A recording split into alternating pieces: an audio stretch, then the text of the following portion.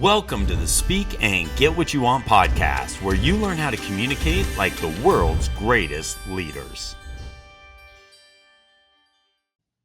Okay, welcome to the Speak and Get What You Want podcast. I am here with the great Calvin Corelli, one of the great minds when it comes to marketing, coaching, and building a business. Excited to be with you, Calvin. Excited to jump in to learn a little bit more about what makes you tick. Because, Calvin, if we can help people understand what makes you tick, it can help them be extremely successful. Because you thirst for success. Is that, by the way, let me just ask you that real quick before we jump in here. Have you always been driven? Have you always been built like that? I mean, I've always because been very good. But yeah, but I would define it differently. So I'm less driven. Well, it depends on how you define success. And I actually have a love-hate relationship with the word success. I don't like that word. right. I I like to think of one of the things that I realize is when I focus on success, there's no energy in that for me. When I focus on success for me is like, money and fame and status and those things. There's no energy there for me. What drives me, what gives me energy is intimacy. I love moments of intimacy and connection with people. And it's my mission, which is waking people up out of the trance in which they're living to the freaking truth, to their truth, to the truth of life, the universe. That's what drives me. That's fun. I love that. You know what? You know it's interesting you say that because I've read your book here and it's phenomenal. I love this book, Show Up and Serve, and you talk about it's a guide to help people really grow, specifically their online course, but also their mission, like in Mhm. life.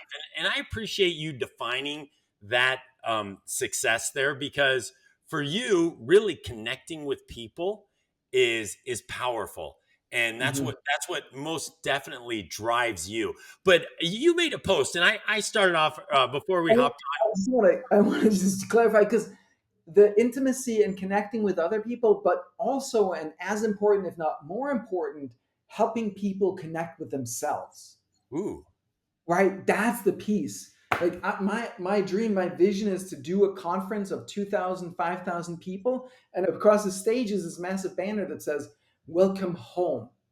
Like home to you. I want to bring you home to you home to you home to me home to me. It's been the journey of my life is to actually get home to be me inside of this body, right? In this lifetime. That's the journey. Calvin, that's interesting you say that because as you have really helped inspire other people, and you're the CEO and founder of a software company named Simplero, which is an incredible platform for people to really get their message out there and impact more people, right? Yeah. But there's something about what you said there that really triggered something within me because we often, the greatest battle that we fight is the battle we fight within ourselves, right? and Yeah. and and we're saying all the time, you know what, I discount myself, we say those things that beat ourselves up.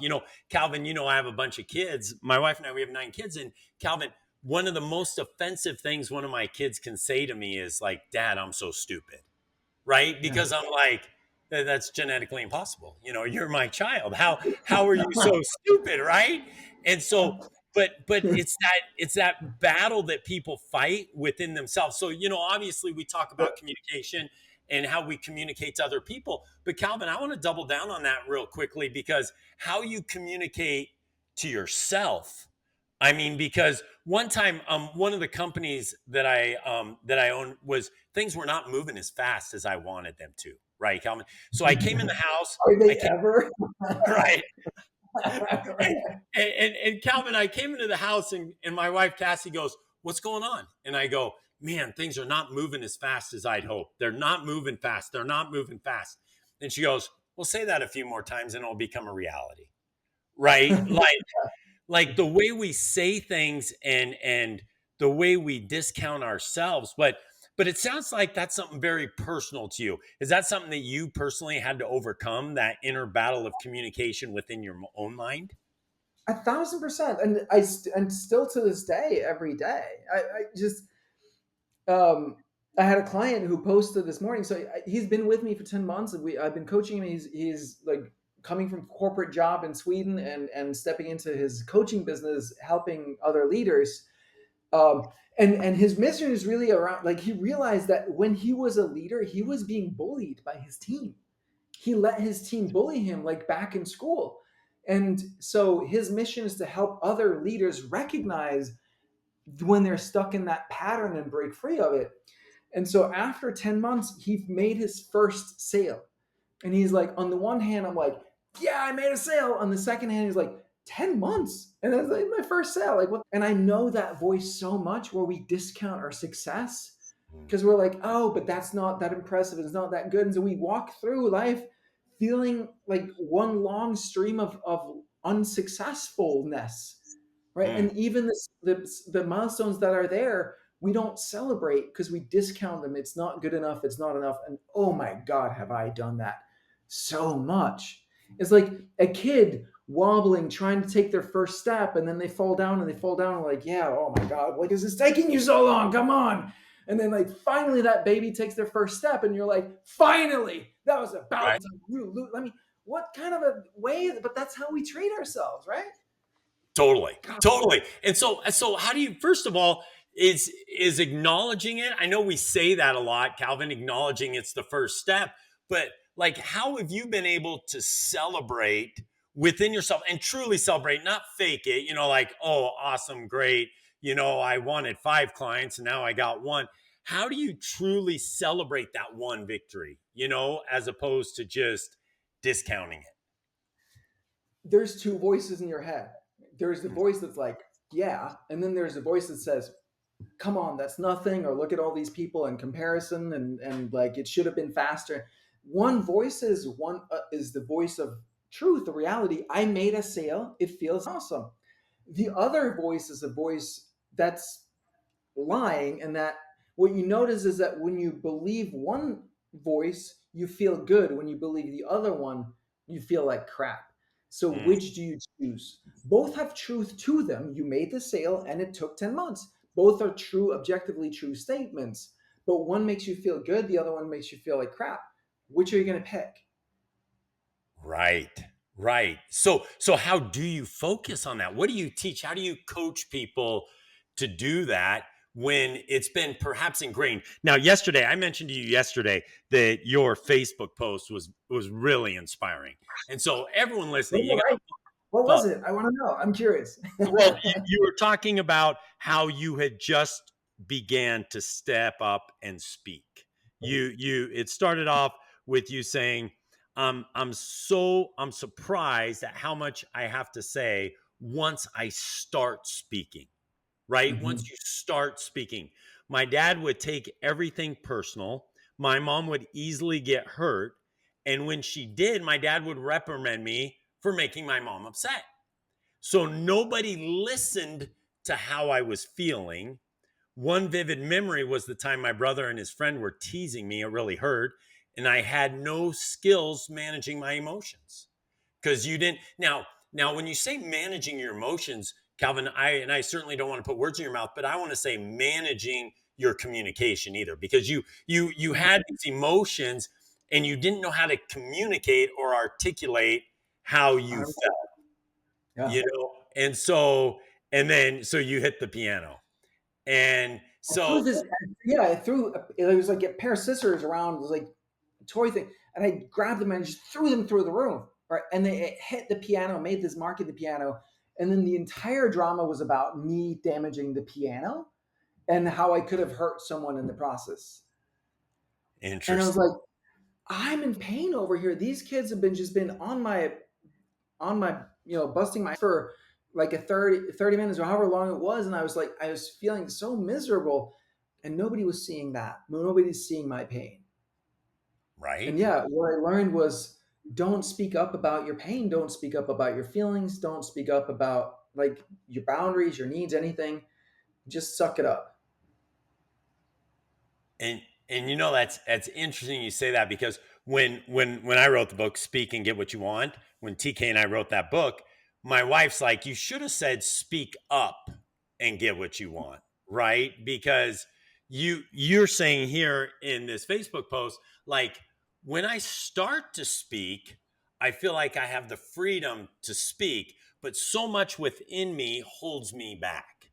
Mhm. Now, whether it's the experiences you've had or even your client from Sweden, they've had experiences that damage our ability to communicate, Yeah.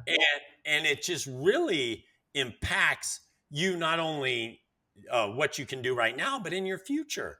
Mhm. So I'm going to go back to that. Calvin, how have you been able to overcome that? What Now, you said you gave us the great example of the two voices inside your head, and one you're really listening to, and too often people navigate towards that negative voice. But how have you been able to stick to the positive? Because, Calvin, I look at the fruits of your labor. I look at the incredible software platform you've built in Simplero. I read the book that you've published. There's so much good you've done, that you've obviously had to navigate yourself away from that negative voice. What have you done personally that's been able to straighten the communication within your head to get you to the incredibly successful, I'm going to say successful, place that you're now? Yeah.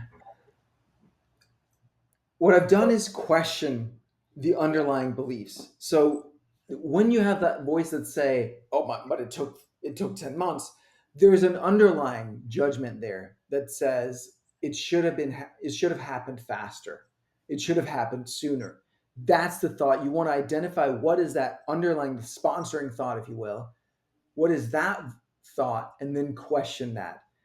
Is it true that I shouldn't have done it sooner or faster? Can I absolutely know that that's true?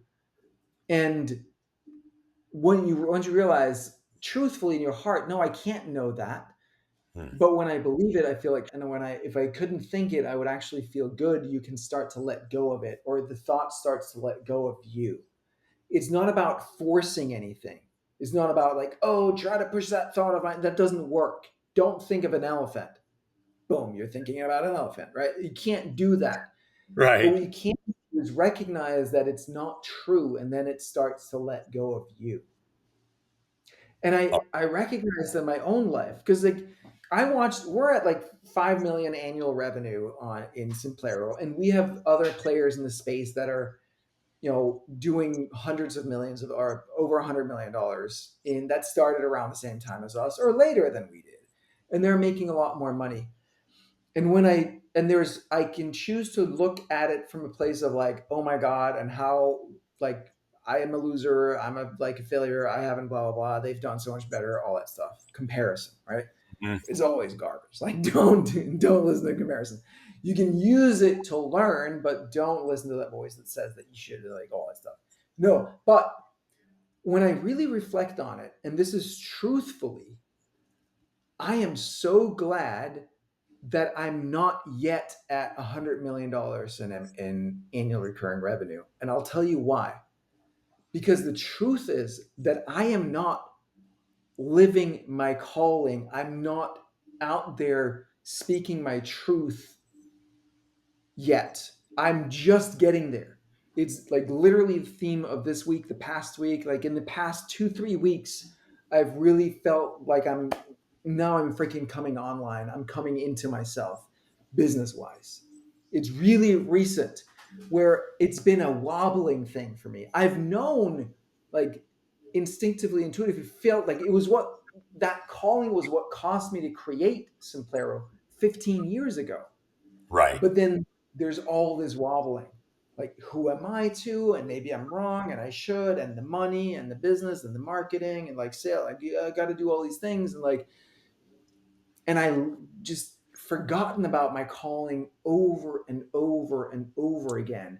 And I've held back of like not really speaking. Then during COVID, and after Trump, I started to get very vocal politically, and especially during COVID, because like what was happening was so obviously insane to me. But people got so emotional about it. If you pushed back on anything, and like if you referred to official data, they would be like, "Trust the science," like all that's like garbage. So, um, so I got a little bit taken back by that, and a little bit nervous, and so it wasn't until a few weeks ago that I just really kind of just ripped the band-aid off. I'm just gonna speak my truth, Hmm. I believe that one of the things that I'm here to do is to challenge all misrepresentations of truth in the world. And so that's what I'm here to do. Gotta speak about it, right? And so, however, so back to the 100 million. If we were at $100 million in revenue now, I Mhm. probably wouldn't have that level of drive and incentive to get into my calling. I might get lost in, well, business is good and we got a nice house and it's looking great, blah, blah, blah, all that stuff. And kind of get enrolled in the trappings of life. And it's a lot harder when your company is at that size and you have 200, 300 employees and whatnot to then all of a sudden start to be really clear in your truth, because it's going to alienate some folks, right? There are going to be the Right. people who are like, yeah, I'm with you on that mission and that movement. And there are going to be others who are not. I'm so glad that I'm not there, because now is the perfect time for me to just step into that lane and just really own who I am, what I'm here to do, my calling, my mission, speak up about it, and like those who people who are going to fall away, let them fall away, and those people who are with me, let them be with me. I have nothing to lose. Wow. And you bring up two very powerful things there, Calvin. The first one is that comparison piece that you started off with that I think is so powerful. Because let me tell you this, um, the impact Simplero has had in the lives of so many people is very different than the impact of some of those, say, 100 or $200 million companies have had. And what I mean by that is the Simplero family is a very tight community. It's a great, great community that's kind of lost sometimes when we get to those larger numbers. Now, it's not to say those larger numbers are bad or it should be here, but the reality is it aligns with who you are, Calvin. Yeah. So Yeah. quit comparing and having that garbage communication in your mind, but rather embrace it and say, okay, it's enabled me and allowed me now to speak the voice that I have. Because I'll Yeah. tell you this, I was back at a large conference with one of these very large software companies, and freedom of speech is certainly not one of their core values. But the point is, you're now in a position where you can impact so many and inspire so many, because too many people have had the experience of your Swedish client where he's feeling like, man, I have so much to offer, but I've been weighed down for so long Yeah. by these experiences. Now I'm going to go help other people. Now I'm Yeah. going to impact other people. Yes. So, Yeah.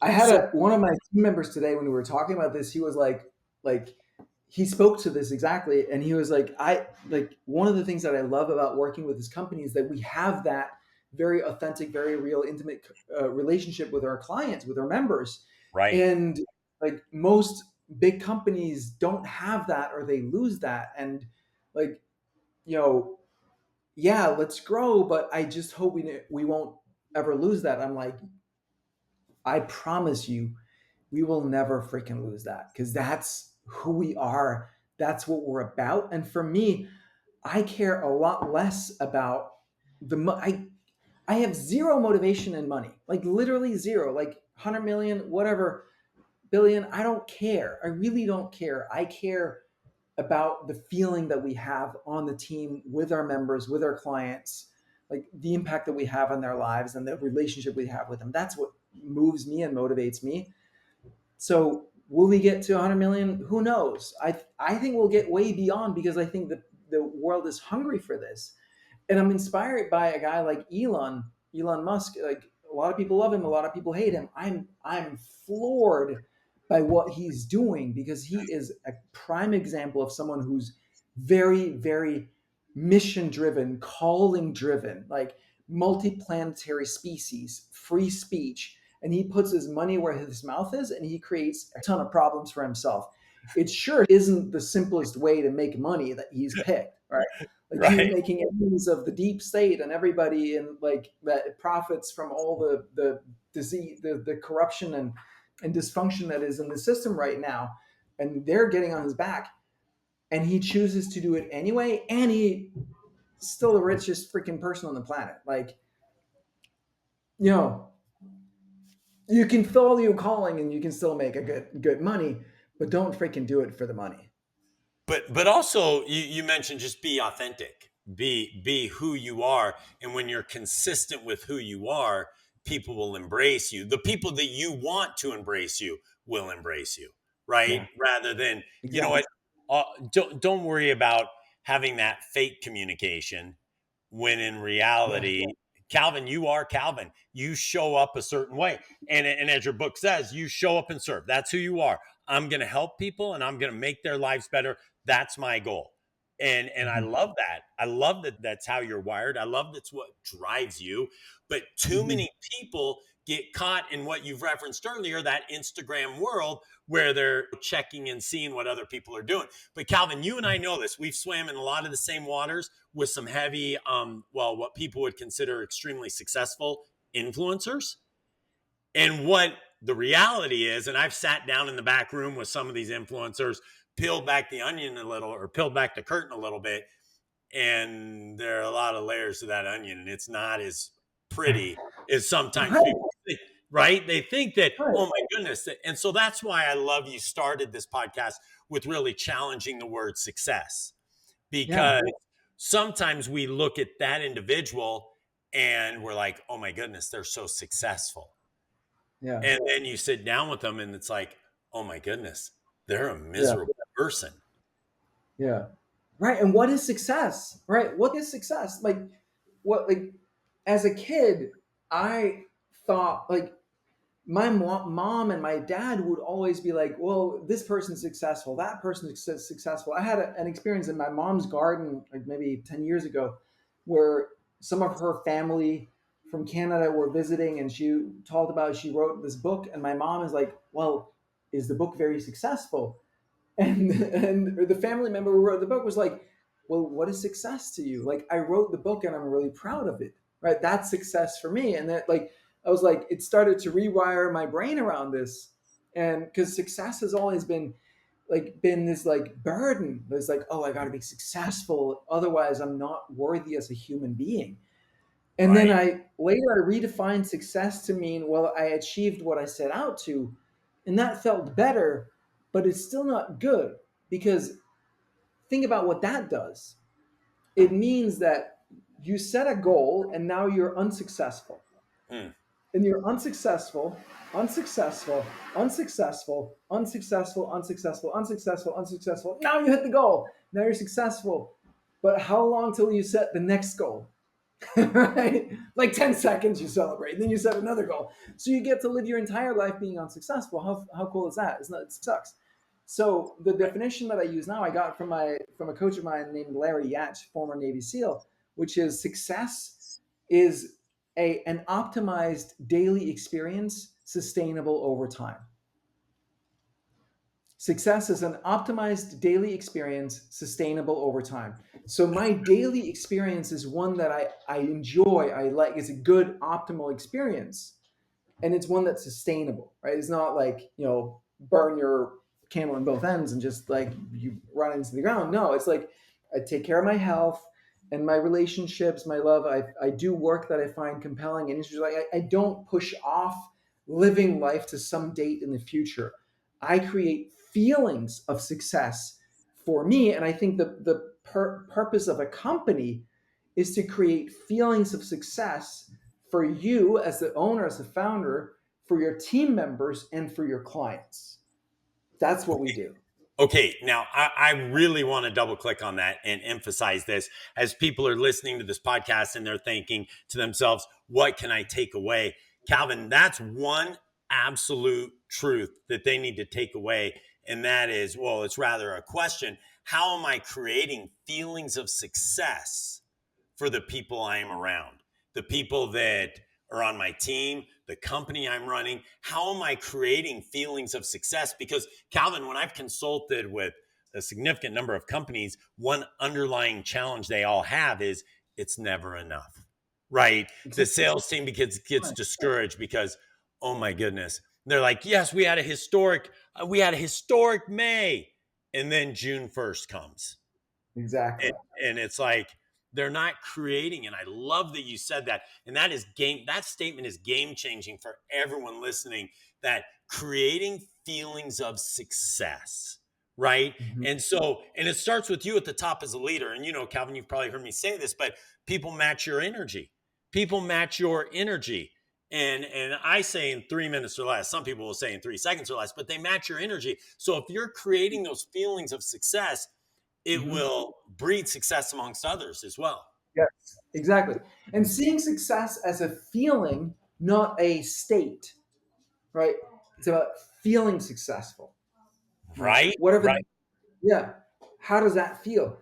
And you know what? I was thinking, because you have a background in sales. One of the things I realized that it's complete mind bender for me, and it just landed today. So just sharing this live as I was coaching some of my coaching clients, I was like, the trick to sales is not to sell them on your product or your service or your offer, but to sell them on your mission, on your belief.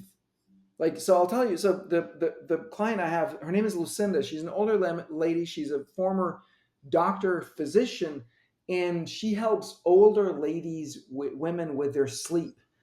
And today she was fired up more than usual because she realized what she's really passionate about is getting them off of their sleep meds, because the sleep meds are, they're taking chemicals. It's not actually giving their bodies the rest and the regeneration that they need, and it's Mm. causing senility, it's causing dementia in them over time.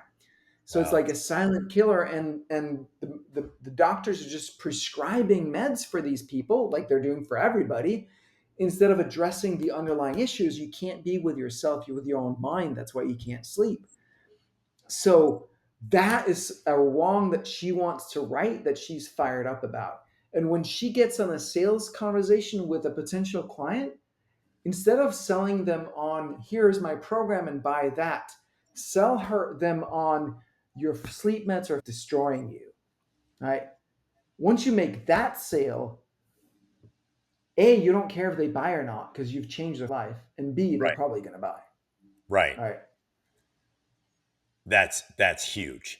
That's huge, because what happens, what you're doing by illustrating it that way, Calvin, is they see how they win. So when your client is saying your life is going to get better, your life is going to get better when you jump on this mission, when you jump on this ship that's taking you to this destination, they see like, oh my goodness, I'm going to Yeah. win. I'm going to Yeah. win, and this is exciting for me. That Yeah. that that's a great example. I love that. I just want to add, just emphasize one other point that you made, Calvin. I was listening. There was a religious leader, Elder Dieter Uchtdorf from Germany, who said, "When I go on a bike ride with my wife, I'm not focused on the end of the bike ride. I'm focused on the journey of spending time with my wife through riding, this bike through Germany or wherever he's at, right? It's like, how many of us, like when he said that, I was like, well, of course, duh. But yet we all approach life sometimes like getting on the bike ride. Okay, let's go, honey. Well, what aren't we going to look at the flower? We going to, no, no, no, no. The destination. So you go back to your aunt's experience. Well, how many books have you sold? How successful is it? Well, I Yeah. I don't know. I'm on this bike ride in this journey, and I actually stopped for a second and smelled these flowers. It's been a beautiful experience, right? Yeah. And we get so caught up on that finish line that we don't really have the joy in the journey that we Yeah. could possibly have. So I love that. Oh my goodness, Calvin, so many phenomenal takeaways from what you've just shared with us. Now, Calvin, if they want to get more takeaways from you, Corelli website. Actually, the best place right now is my Instagram. That's where I was most active. So Calvin Corelli on Instagram. I wanted to add one thing, Chad, if I may. Uh, Absolutely. I've been thinking so much about this over the past um, many years. I've invested so much money in courses and coaching programs and masterminds and all of this education, and it hasn't moved the needle that much for me. And I'm realizing that, like, all this time, I've just been running from my purpose, from my calling, from Wow. this mission, right? That I've been caught up in, like onboarding experience or adding Right. features or like sales or hiring the right team and all this stuff, which is good, but the unlock is me being in my calling. Like if we as entrepreneurs are not living our calling, what are we doing? Right? We're climbing a ladder that's easier and like, safer, whatever, but like it's not. It's like the saying, a ship in the harbor is safe, but that's not what it's made for, right? Right. Right. We're not made for the easy stuff. We're made for to live our freaking calling. And so I was thinking, so I'm really excited about this. I've been thinking about, I have my coaching program, Simplero Academy, and I'm reshaping that now to be centered around that idea of the calling. It's like, what is the coaching program that I wish I had had? So it's Mm. like, what start by getting really clear on what does your calling look like, what does your movement look like, what is the right, what is the wrong that you want to right in the world, what's your freaking mission, what are the blind spots of the obstacles that you keep coming up against, what they are, let's list them out so we know it, and then let's create a community where we hold each other accountable to that higher mission and that higher purpose.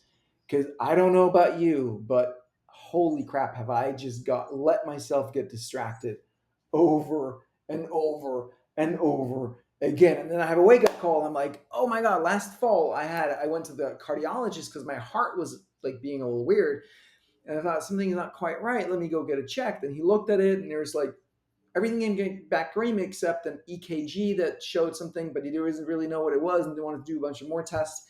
And it was clear to me he doesn't know what he's talking about. Like doctors don't know health. They really don't. They know how to prescribe stuff. They don't really know health. So I stopped that path and I was like, what is this trying to tell me? It's telling me I'm not following my freaking heart. Like I was so focused on the software, and I like if I'm about to die, the legacy I want to leave is not software. I love software. I've been using software my entire life, but Right. it's not my legacy. Right? My legacy is bringing people home to themselves at scale. That's what I want to freaking do. And yet I let myself get distracted again and again and again and again and again. So I just want to create the structure for myself and for other people who are on this journey as well to say, all right, let's just map it out so it's super clear. And so we help each other, we support each other in staying true to that calling, that mission. I love that, Calvin. And that's Simplero Academy. That is Simpler Academy. Yes. Oh, that is phenomenal because the reality is we talk about speak and get what you want, right? But the reality is you got distracted because you weren't clear on the message within your own mind. You weren't Mhm. clear in the communication in your own mind. So you were thinking, oh, okay, that'll work. Wait, that'll work. That makes Exactly. so having 100%. that clarity. Awesome. Yeah. Calvin, Yeah. incredible insights. Love being with you. Um, so excited to see your mission continue to move forward. Yeah, man, it's always so good to be with you. Like you said, like your energy is just contagious. Always is, always has been. It's such a pleasure to be in your company, man. I really appreciate you. Thanks for having me on here. And yeah, Absolutely. go to my Instagram, folks. Calvin Corelli on Instagram. Send me a DM that you came from Speak and Get What You Want podcast with Chad, and then I want to leave you with something. So I actually have a book that I wrote a couple of years ago. So if you DM me the word purpose, I'll send you a copy of that book that I wrote on finding your life's work, is what I call it. Ooh, So you're that's good. not clear at this point, there's the best stuff I know about how to get in tune with your life's work. So I'll send that to you. Love that. DM Oh, me purpose. appreciate that, Calvin. Awesome. Have an amazing afternoon, everyone. Take care, Calvin. All right. Thanks, brother.